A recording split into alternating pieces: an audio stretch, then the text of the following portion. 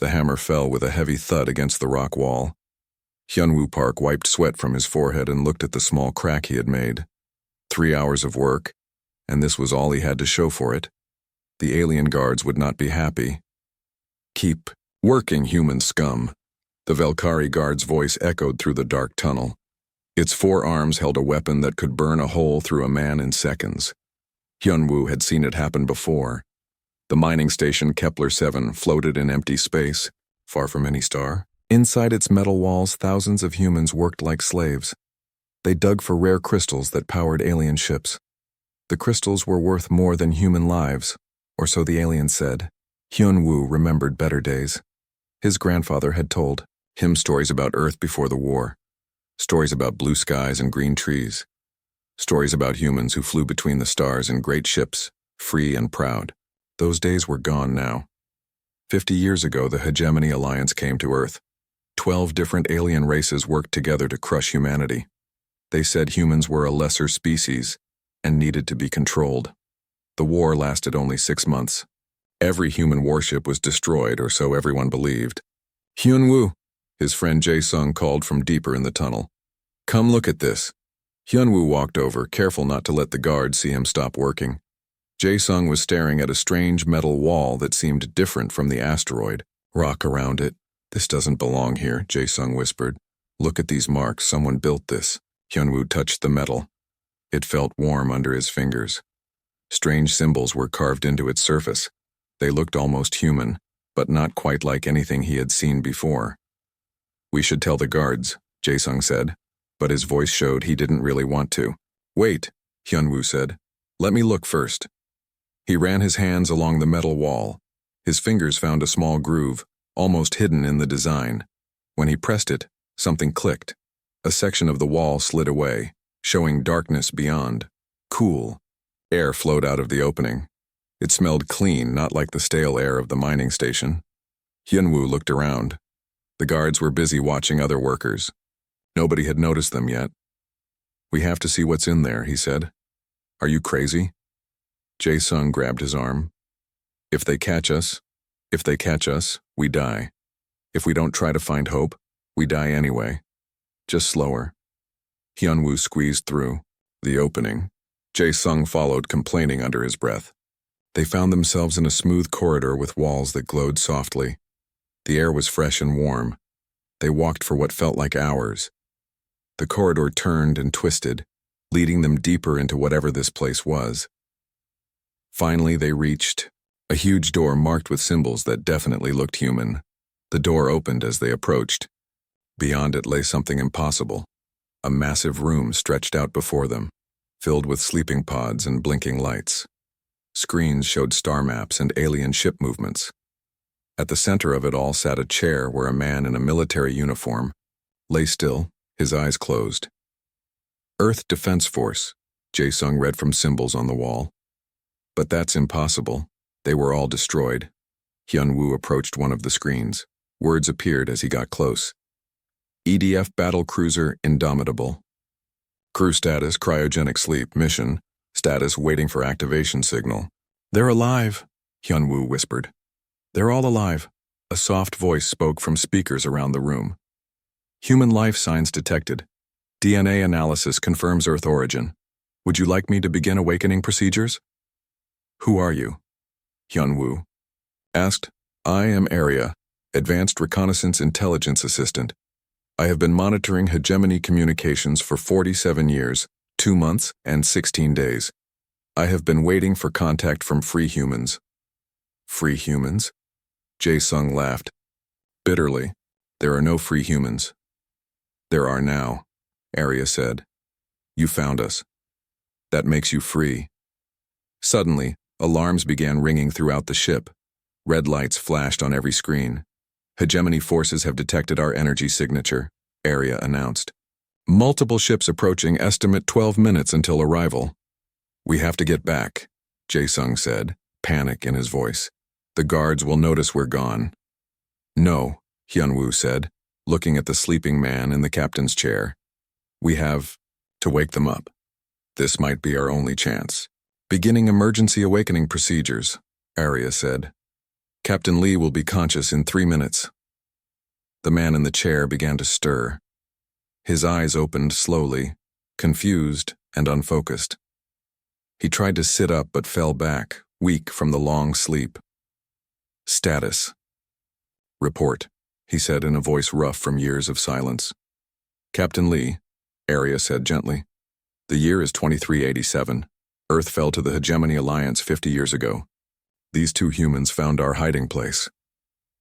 Captain Dae-hyun Lee stared at Hyunwoo and Jae-sung. His face went through many emotions.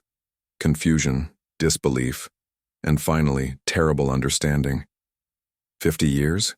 He whispered. My wife. My children. Sir, Hyunwoo said, not sure how to address a military officer. The aliens are coming. We found your ship by accident, but they know something is here now. Captain Lee forced himself to stand. Years of training took over, pushing aside personal grief.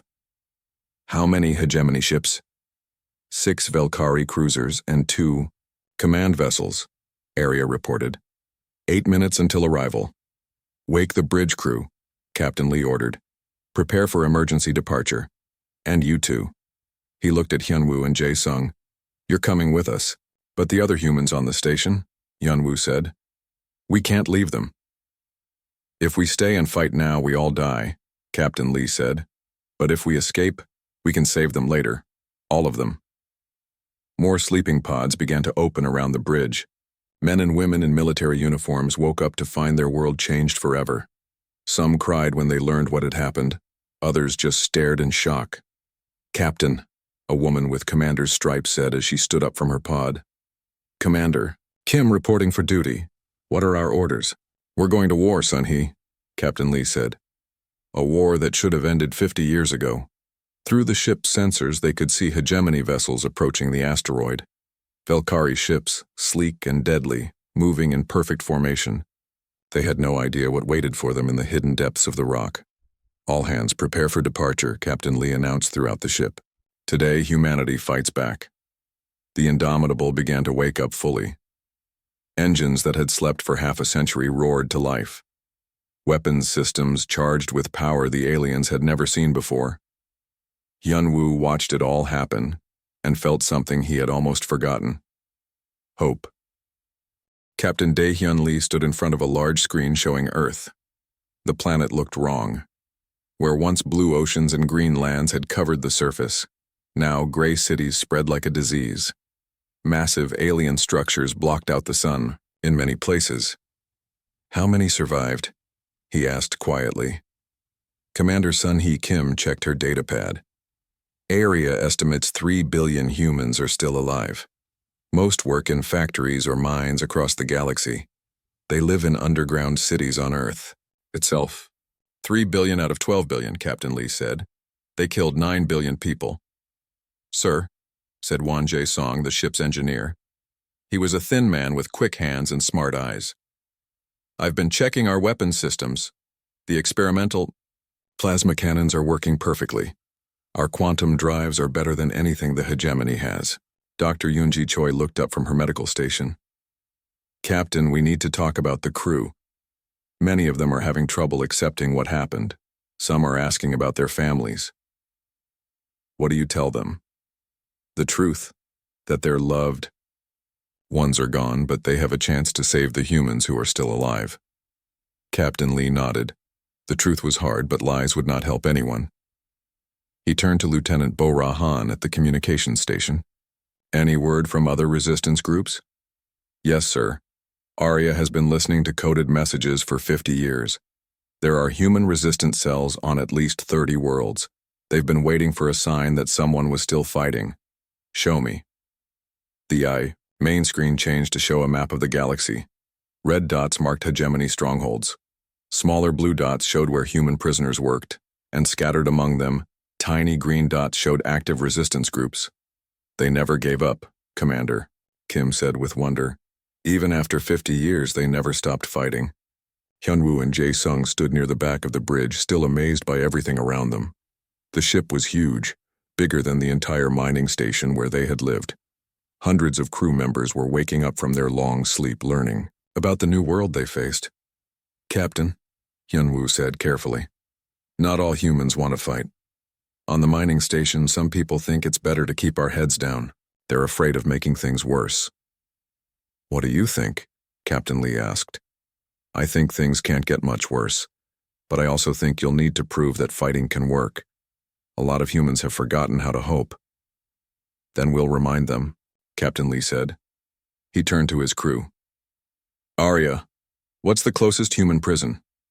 Proxima 3, sir. A factory world where 50,000 humans make weapons for the hegemony. It's lightly defended. Perfect. We'll start there. Lieutenant Han looked worried. Sir, we're just one ship. The hegemony has thousands of vessels. But they think we're all dead, Wan Jae-song said with a grin. They won't expect us. And this ship has weapons they've never seen before. Dr. Choi shook her head. We need to be careful. If we attack and fail, the hegemony will punish innocent humans for our actions. If we don't attack, those innocent humans will die slowly in their factories, Captain Lee replied. Sometimes you have to take risks to save lives. The Indomitable moved through space like a ghost. Its advanced stealth systems made it invisible to most sensors. But as they traveled toward Proxima 3, they were not alone. Other ships began to follow them. Captain, Commander Kim said, we're getting signals from 2 vessels. They claim to be allies. Put them on screen. The face of a lizard-like being appeared on the main viewer. Its scales were green and gold, and its eyes were large and intelligent. Human vessel, it said in perfect English. I am Ambassador Kethaval of the Saurian Republic. We have been waiting for this day. You speak our language well, Captain Lee said carefully. We learned it while planning our rebellion. The hegemony forced us to join them by threatening our homeworld. We have always hoped that humans would return to lead the fight for freedom. A second screen opened, showing a being made of what looked like living crystal. Its body reflected light in beautiful patterns as it moved. We are the Nexari, it said in a voice like singing wind. Our people can see possible futures. We saw this moment coming. We saw the hidden ship awakening. We wish to help, Wan Jae-song whispered to Captain Lee. Sir, if they're telling the truth, we could have allies with advanced technology. If they're lying, we could be walking into a trap, Commander Kim added. Captain Lee studied both aliens carefully. Why should we trust you?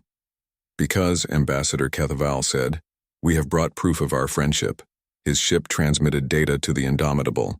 The information showed detailed plans of hegemony bases, ship movements, and weakness in their defenses. The crystal being called a Nexari spoke again. We have foreseen many paths. In most of them, the hegemony wins, and all free peoples die.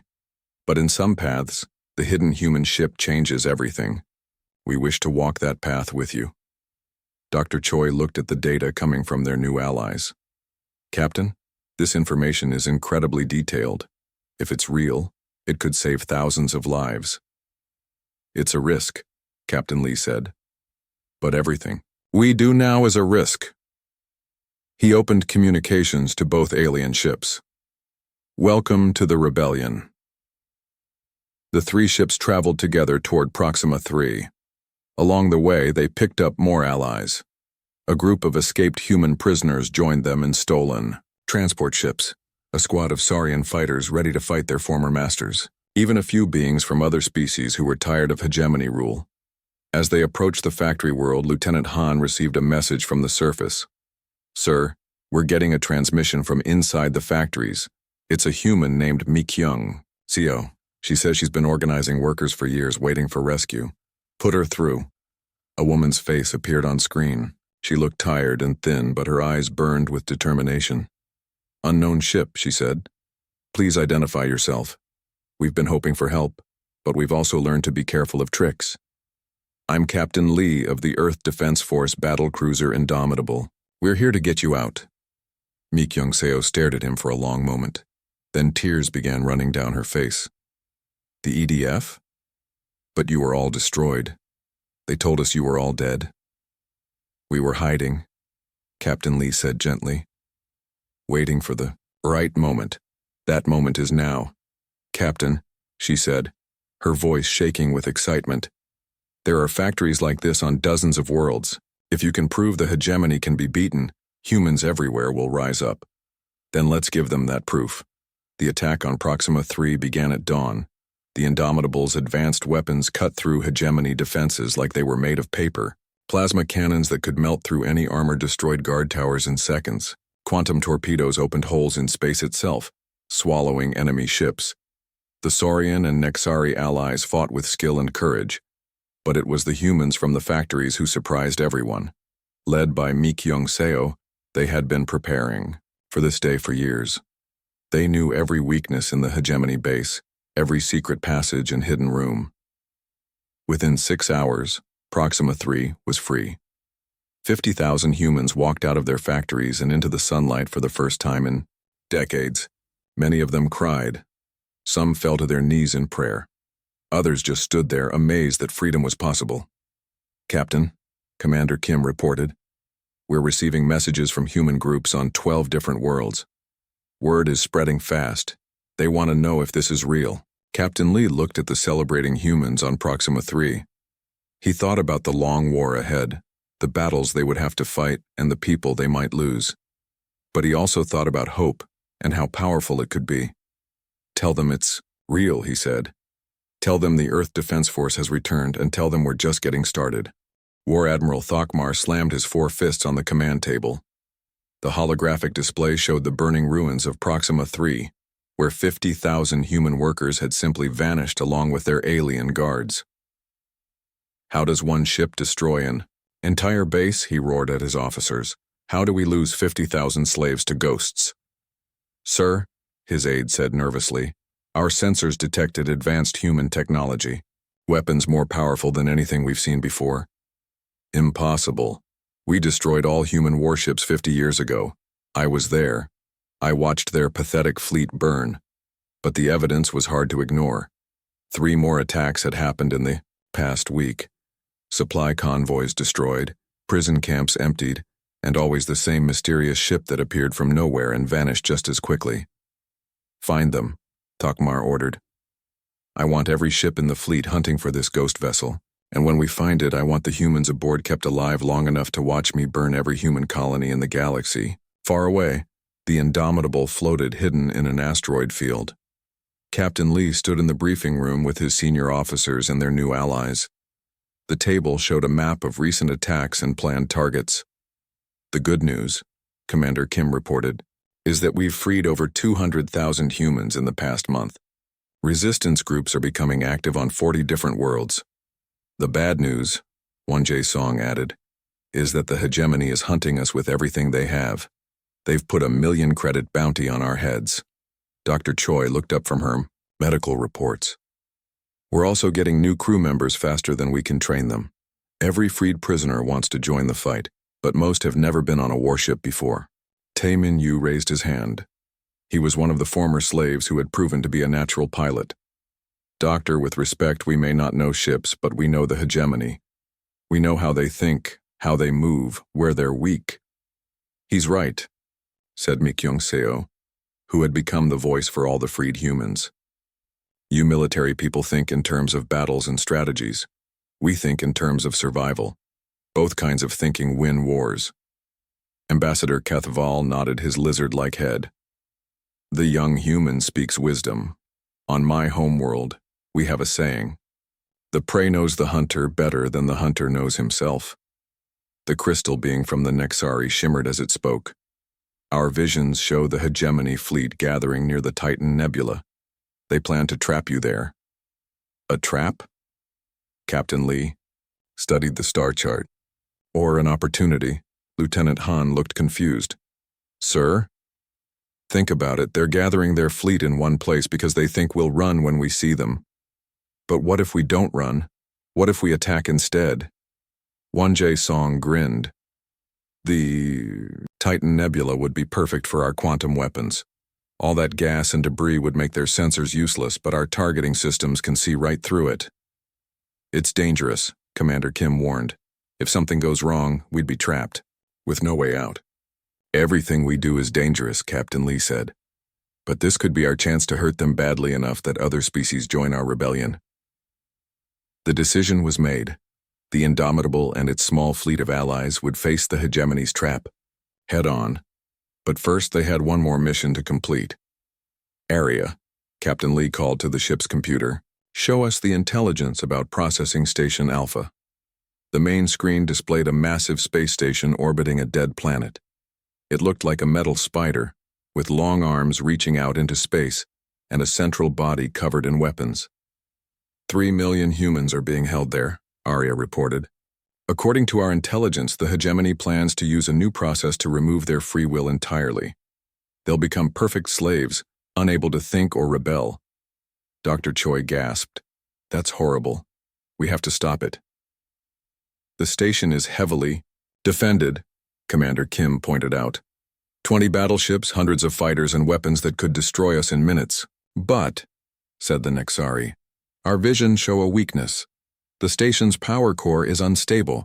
A precise strike could cause a chain reaction.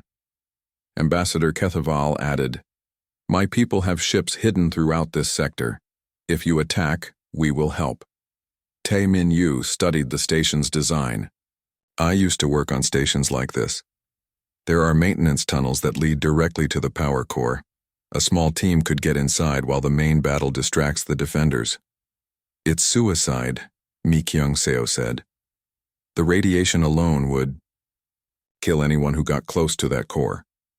Not if they wore the right protection, Won Jae-song said thoughtfully. I could modify some of our engineering suits. They might last long enough. Captain Lee looked around the room at faces both human and alien, all united by a desire for freedom. We're not just fighting for ourselves anymore. We're fighting for every enslaved being in the galaxy. If we can save those 3 million humans and destroy this station, it will prove that the hegemony can be beaten. The attack on Processing Station Alpha began exactly as planned. The Indomitable appeared from hyperspace along with Saurian warships and Nexari scouts. Alarms screamed across the station as hegemony defenders scrambled to respond. All ships target their weapon platforms, Captain Lee ordered. Clear a path for the boarding teams. Plasma cannons lit up space with deadly fire.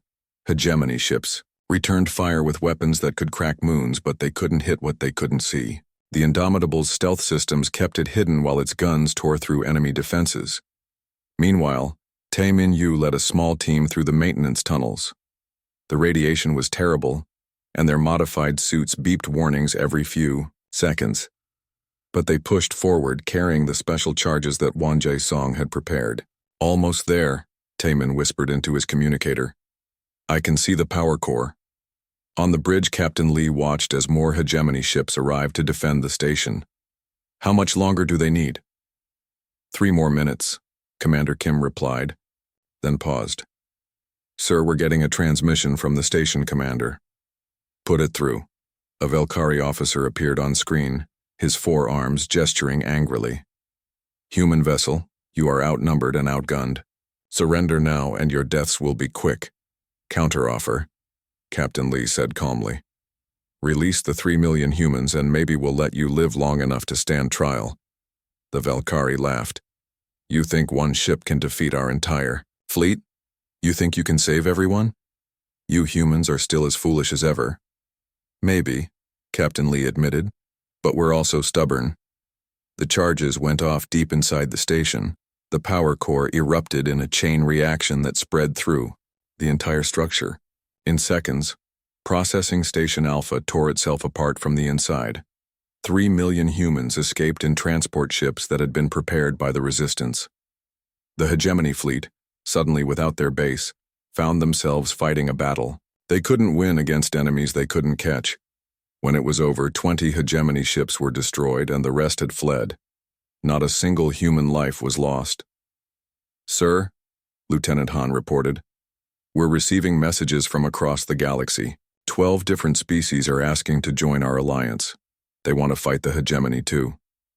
Captain Lee smiled as he watched the freed humans celebrating on their transport ships.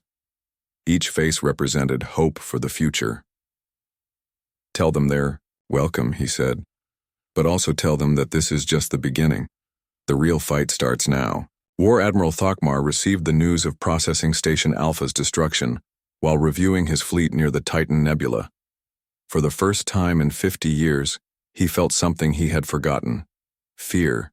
These humans were not the same species he had crushed decades ago. They had learned, grown, and become something dangerous, something that could threaten everything the hegemony had built. "Prepare the fleet," he ordered. "We're going to end this once and for all." The Titan Nebula stretched across space like a giant purple cloud filled with lightning. Inside its swirling gases, the largest space battle in galactic history was about to begin. Captain Lee stood on the bridge of the Indomitable, watching as enemy ships moved through the nebula like hunting sharks. War Admiral Thokmar had brought almost the entire hegemony fleet, over 300 warships, all looking for one human vessel. "Sir," Commander Kim reported, "I count 312 enemy vessels. We have 47 ships total, including our Saurian and Nexari allies." "Those aren't good odds," Dr. Choi said quietly. "Good thing we're not playing fair," Won Jae-song replied with a grin. He was standing at the engineering station, his hands moving quickly over controls for weapons the enemy had never seen. "Lieutenant," Han looked up from her station. "Captain, we're receiving a message from the hegemony flagship." "Put it through." War Admiral Thokmar's face appeared on the main screen. He looked older than in the old war records, his scales darker and his eyes filled with angry determination. "Captain Lee," he said, "I remember you from the old war.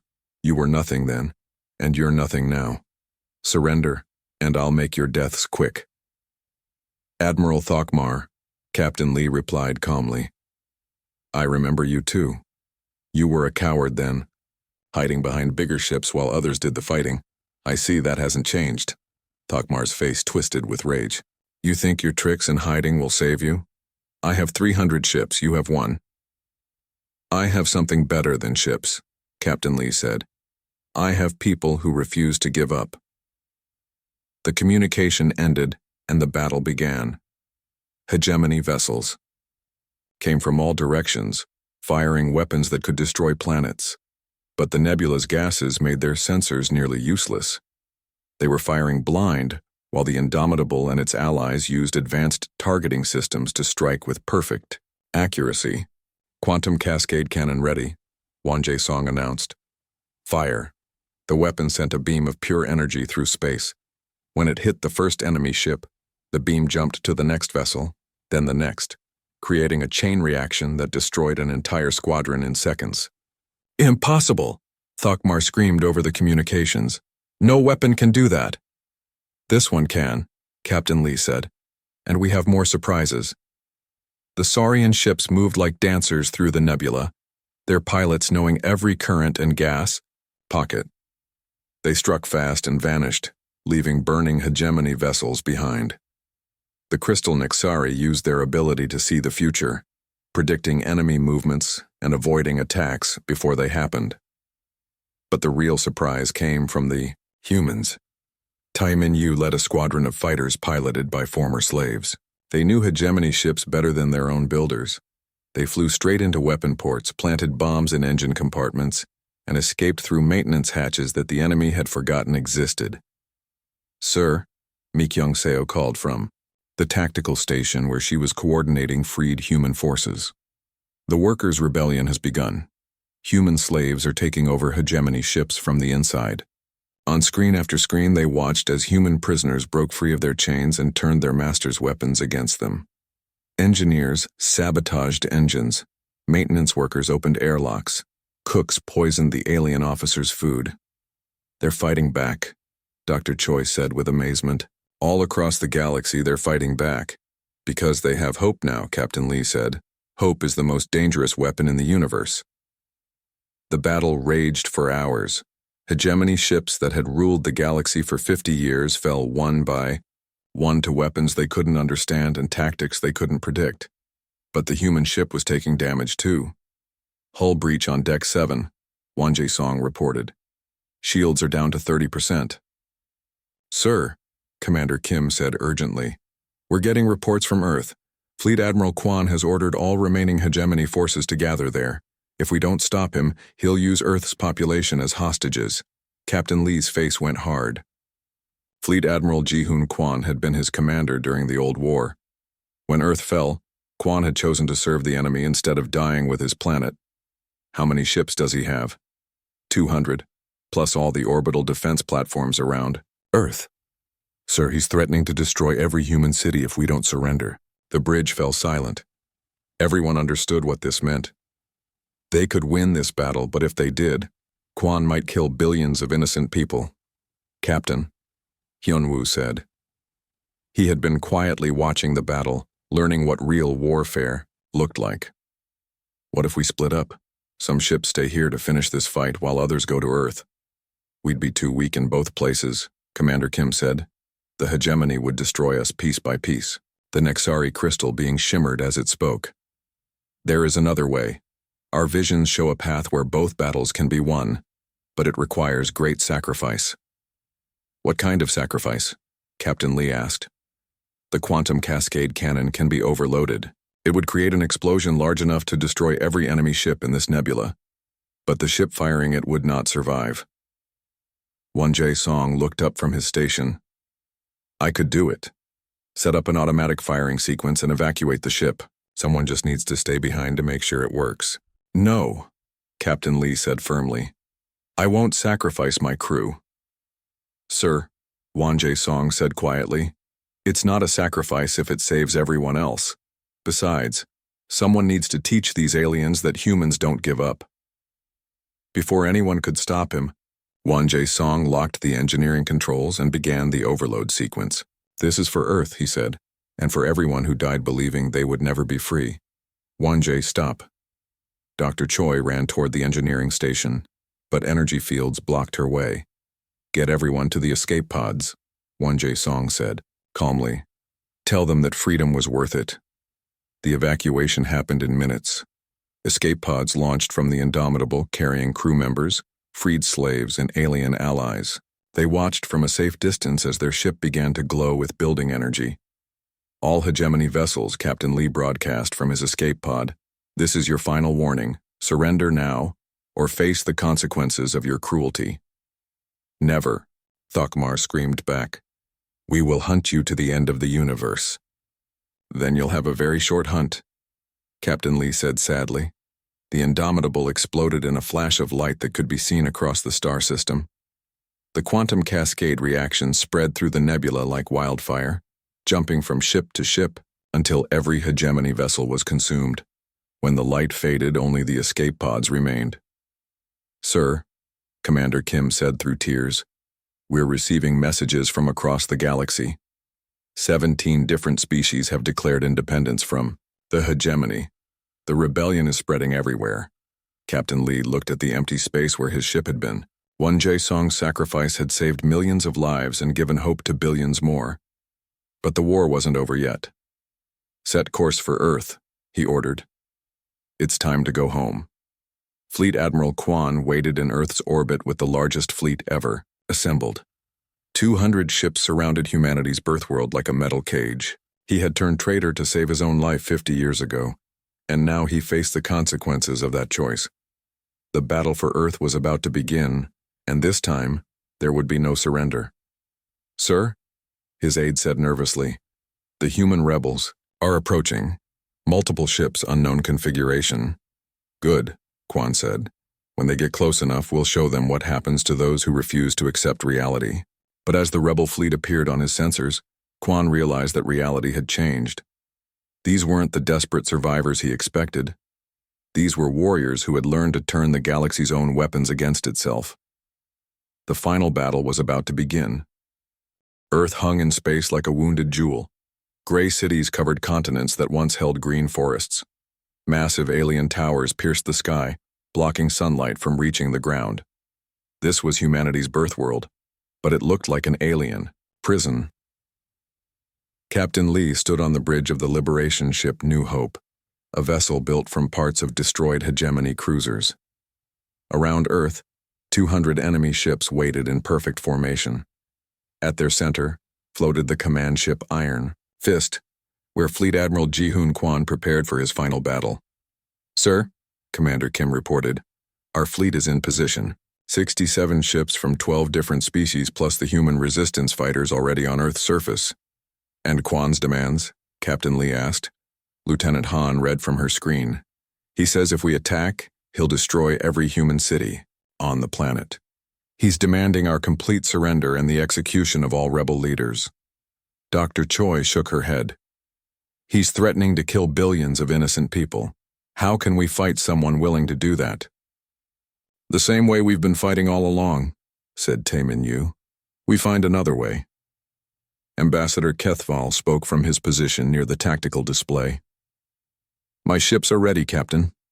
The Saurian people have waited 50 years to strike back at those who enslaved us. The Nexari crystal being shimmered as it added, our visions show two possible futures. In one, Earth burns and humanity dies. In the other, freedom spreads across the galaxy. The choice comes down to the next few hours. Captain Lee studied the tactical display. Kwan's ships surrounded Earth in 3 defensive layers. The planet's surface was covered with weapon platforms that could destroy approaching vessels. It seemed impossible to attack without causing the very destruction they were trying to prevent. Yunwoo, Captain Lee said to the former miner who had become one of his most trusted advisors. You've been quiet. What do you think? Yunwoo looked at Earth on the main screen. I think Admiral Kwan made one mistake. He thinks like a military officer. He's protecting the planet from outside attack. But what if the attack comes from inside? Mi Kyung-seo smiled. The underground cities. There are resistance cells all over Earth. People who have been waiting for this day. But how do we coordinate with them? Commander Kim asked. Kwan is jamming all communications to the surface. Aria's voice came through the ship's speakers. The artificial intelligence had been transferred to the New Hope after the Indomitable's destruction. I have been in contact with Earth's computer networks for several minutes. The human resistance has been preparing for this day. They need only a signal to begin. Captain Lee opened a communication channel to the enemy flagship. Admiral Kwan, he said. This is Captain Lee. We need to talk. The screen flickered, then showed a man in a hegemony uniform. Ji-hoon Kwan looked older and tired, but his eyes still held the arrogance that had made him betray his own species. Captain Lee, Kwan said with fake friendliness. I wondered when you would show up. Still playing the hero, I see. Still playing the coward, I see, Captain Lee replied. Hiding behind innocent civilians. Innocent? Kwan laughed. These people are rebels and terrorists. I'm doing the galaxy a favor by keeping them under control. You're doing the hegemony a favor by being their pet human. Tell me, Admiral, do they let you eat at the same table as the real officers? Kwan's face flushed with anger. I saved Earth by surrendering. Without me, every human would be dead. Without you, we might have won the first war. Instead, humanity's greatest admiral became its greatest traitor. Enough talk, Kwan snarled. You have 1 hour to surrender your fleet. If you don't, I start destroying cities, beginning with New Seoul, where your family used to live. The communication ended. Captain Lee stared at the empty screen, thinking about his wife and children who had died 50 years ago, thinking about the billions of people counting on him to save them without getting them killed. Sir, Lieutenant Han said softly, what are your orders? Captain Lee was quiet for a long moment. Then he smiled. We're going to do what humans do best. We're going to break the rules. The attack began exactly 1 hour later, but not the way anyone expected. Instead of ships attacking from space, the assault came from Earth itself. In underground cities across the planet, human resistance fighters emerged from hiding places they had prepared for decades. They struck at communication centers, weapon platforms, and command bunkers with precision that came from 50 years of planning. At the same time, the Liberation Fleet didn't attack Earth's defenses. Instead, they targeted Kwan's ships directly, using tactics the enemy couldn't predict or counter. Saurian vessels used their advanced engines to appear inside the enemy formation, striking at close range before vanishing again. Nexari ships seemed to know where every enemy shot would go, dodging attacks that should have been impossible to avoid. But the most effective attacks came from an unexpected source, the hegemony's own human slaves. On ship after ship, human workers, who had been forced to serve their alien masters, suddenly turned their tools into weapons. They sabotaged engines, opened airlocks, and turned the ship's own weapons against their crews. How are they coordinating? Quan demanded from his bridge as reports of rebellion came from every vessel in his fleet. Sir, his aide said nervously, it appears the enemy has been communicating with our human workers through hidden signals. They've been planning this for months. On the surface of Earth, Hyunwoo led a team of resistance fighters through the ruins of what had once been a beautiful city. Their target was the main control center that operated the planet's defense weapons. Remember, he told his team, we're not here for revenge. We're here to free our world. The fighting was fierce. Alien guards had advanced weapons and armor, but the humans knew every street, every building, every secret passage. They had lived in this city for 50 years, and it was their home. In space, the battle raged between ships of the Liberation Fleet and Quan's remaining vessels.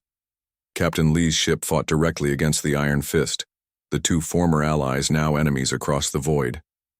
He's using the same tactics I taught him, Quan said as his ship shook from enemy fire. But I know his weaknesses too. The Iron Fist was larger and more heavily armed than the New Hope. Its weapons could have destroyed the smaller ship easily. But Captain Lee wasn't fighting alone. Taemin Yu led a squadron of fighters through the battle, targeting the enemy. Flagship's weapon systems. Dr. Choi coordinated rescue efforts for civilians caught in the fighting. Mi Kyung-seo helped freed humans take control of captured hegemony vessels. The turning point came when the resistance fighters on Earth's surface succeeded in their mission. One by one, the planet's defense platforms stopped firing and turned their weapons on Quan's fleet instead. Sir, Quan's aide reported, we've lost contact with Earth's surface. The defense platforms are firing on our ships. Impossible, Quan screamed. Those platforms are controlled by our most loyal officers. Not anymore, Captain Lee said over the communication channel. Those officers just learned what it feels like to be on the wrong side of their own weapons. The battle was turning.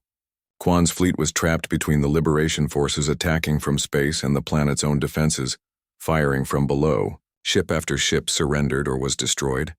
But Quan had one final desperate plan. If I can't rule Earth, he said to his remaining officers, then no one can. Prepare the planet killer missiles. Captain Lee saw the weapons being prepared and felt his blood turn cold. The planet killer missiles could crack Earth's crust and kill every living thing on the surface. All ships, he broadcast. Protect Earth at all costs. Stop those missiles. The final minutes of the battle were chaos. Every ship in the Liberation Fleet threw themselves between the missiles and Earth. The Saurian ambassador's vessel took way, a direct hit, and exploded in a ball of fire. 3 Nexari ships sacrificed themselves to stop missiles heading for the northern continent. Captain Lee made a decision that would haunt him forever. He rammed the New Hope directly into the Iron Fist, destroying both ships but ensuring that the last planet killer missile would never launch. As escape pods launched from both vessels, Admiral Quan and Captain Lee found themselves face to face, one final time. You've doomed them all, Quan said as their pods drifted near each other. Without strong leadership, humanity will tear itself apart. Maybe, Captain Lee admitted, but at least they'll be free to make their own mistakes. The war was over. Earth was free, but the cost had been enormous. In the months that followed, humans across the galaxy began the slow work of rebuilding their civilization. The Galactic Liberation Council was formed, with representatives from every species that had fought for freedom. Dr. Choi became Earth's first elected leader, working to heal the wounds left by 50 years of occupation. Taemin Yu helped establish the new Earth Defense Force, this time dedicated to protecting all free peoples, not just humans. Mi Kyung-seo led efforts to reconnect human colonies that had been scattered across the galaxy.